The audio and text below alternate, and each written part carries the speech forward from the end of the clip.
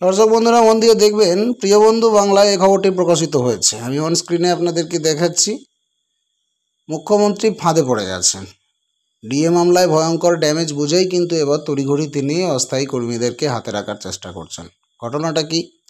মুখ্যমন্ত্রী একটা বড় ঘোষণা করেছেন শ্রম দপ্তরের অস্থায়ী চুক্তিভিত্তিক কর্মচারীদের জন্য। পশ্চিমবঙ্গ সরকারের তরফে রাজ্যের কর্মীদের জন্য একটা বড় ঘোষণা, যেটা নবান্ন থেকে রিলিজ হয়েছে।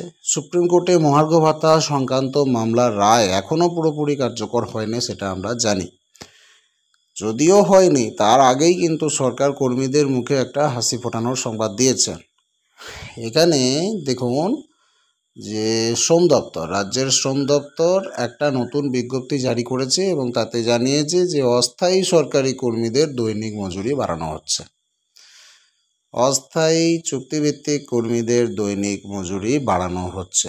নতুন নিয়ম অনুযায়ী এক ধাক্কায় দৈনিক 22 টাকা করে কিন্তু মজুরি বৃদ্ধি হবে। ফলে লাভবান হবেন অস্থায়ী গ্রুপ সি কর্মীরা, অস্থায়ী গ্রুপ ডি কর্মীরা এবং গাড়ি চালক সহ অন্যান্য চুক্তিভিত্তিক কর্মীরা। নতুন হারে গ্রুপ ডি কর্মীদের দৈনিক মজুরি হবে 487, গ্রুপ ডি 487, গ্রুপ সি কর্মীদের দৈনিক মজুরি হবে 498 টাকা আর গাড়ি চালকদের মজুরি হবে 497 টাকা।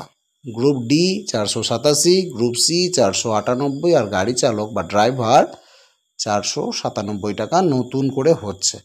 ওই 22-24 টাকা করে বেতন বেড়েছে।